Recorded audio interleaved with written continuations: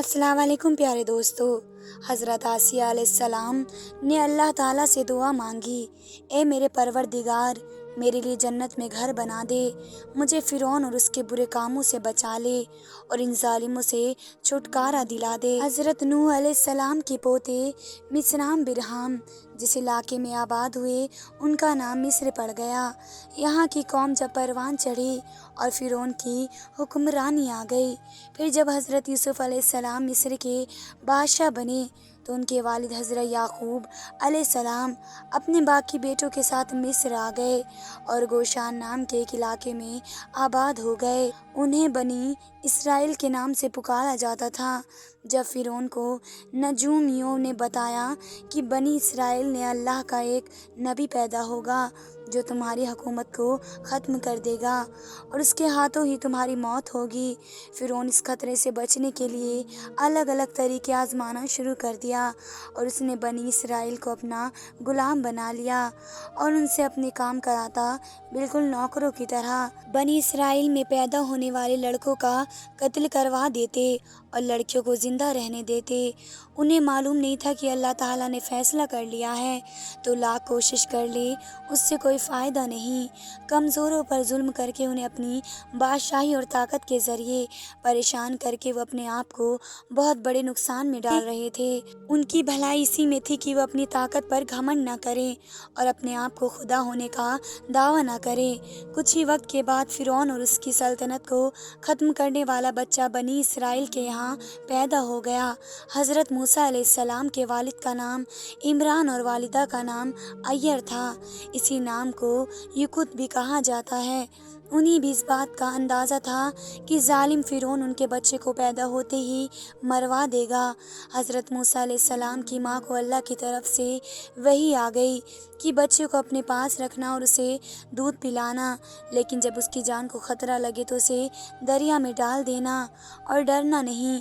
کچھ وقت کے بعد پھر اللہ تعالیٰ کی طرف سے حکم آیا کہ اس بچے کو ایک صندوق میں رکھو اور دریا میں ڈال دو، پھر دریا اسے کنارے پر ڈال دے گا، پھر اس صندوق کو میرا اور تمہارا دشمن فرعون اٹھا لے گا۔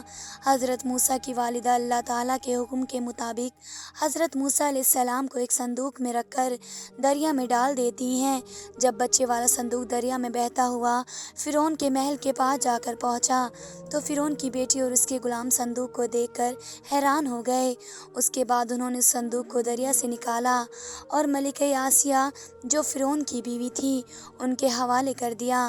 جب فرعون کی بیوی نے صندوق کا ڈھکن کھولا تو ایک خوبصورت بچے کو دیکھ کر بہت خوش ہوئی اور انہوں نے فوراً بچے کو پالنے کا فیصلہ کر لیا، اور جب فرعون نے اس بچے کو بھی قتل کرنے کا حکم دیا تو فرعون کی بیوی سامنے آ گئی اور بولی کہ یہ بچہ میری اور تمہاری آنکھوں کی ٹھنڈک ہے، اسے قتل مت کرو، ہو سکتا ہے بچہ ہمیں فائدہ پہنچانے کا کوئی ذریعہ بنے، کیوں نہ ہم اسے اپنا بیٹا بنا لیں، جیسا کہ قرآن شریف میں اللہ تعالیٰ نے فرمایا ہے۔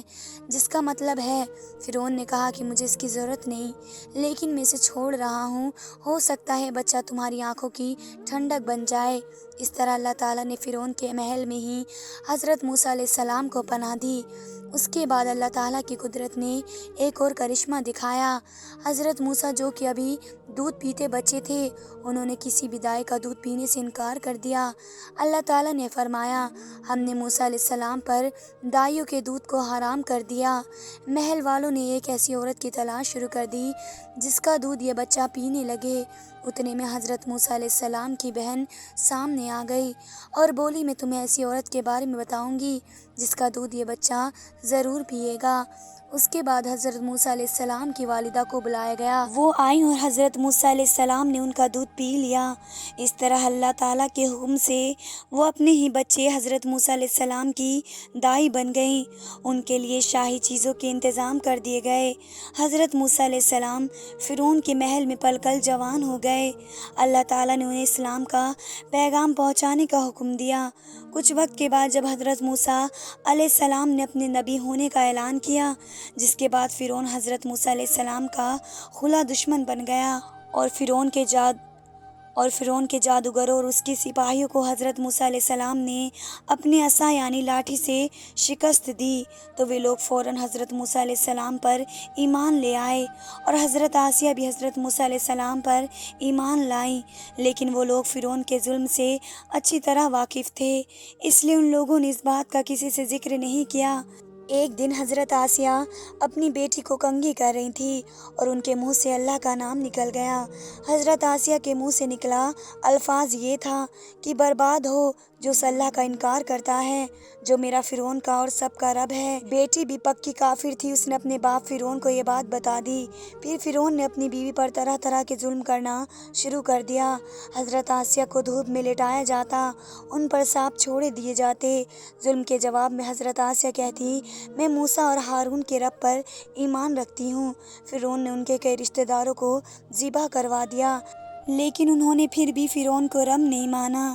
آخرکار فرعون نے ان کے ہاتھ اور پاؤں میں کیل گاڑ دیے اور ان کے سینے پر بھاری پتھر پٹکا۔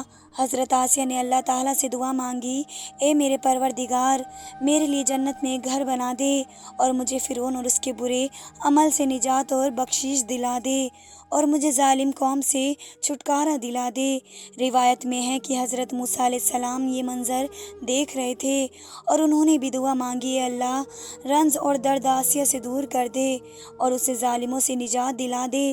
اس کے بعد اللہ تعالیٰ نے فرشتے بھیجے جنہوں نے حضرت آسیہ پر اپنے پروں کا سایہ کیا، پھر انہیں جنت کے محل دکھایا، پھر وہ مسکرائیں اور اللہ نے ان کی روح کو اپنی طرف اٹھا لیا۔ حضرت آسیہ کا شمار جنت میں سب سے عظمت رکھنے والی عورتوں میں ہوگا۔ قرآن شریف کے سورہ تحریم میں اللہ تعالیٰ نے اپنے دو مقدس نبیوں حضرت نوح علیہ السلام اور حضرت لوط علیہ السلام کی بیویوں کی مثال بیان کی، جو نیک بندوں کی بیویاں ہونے کے باوجود کافر رہیں اور جہنم میں جائیں گی، اور ساتھ ہی دو نیک بیویوں کا بھی ذکر کیا جو اپنی امت کی ایمان والی عورتوں کی مثال ہوں گی۔ ایک فرعون کی بیوی آسیہ جو فرعون جیسے کافر اور اللہ کے نافرمان کی بیوی ہونے کے باوجود اللہ پر ایمان لائی، اور دوسری حضرت عیسیٰ علیہ السلام کی والدہ حضرت مریم۔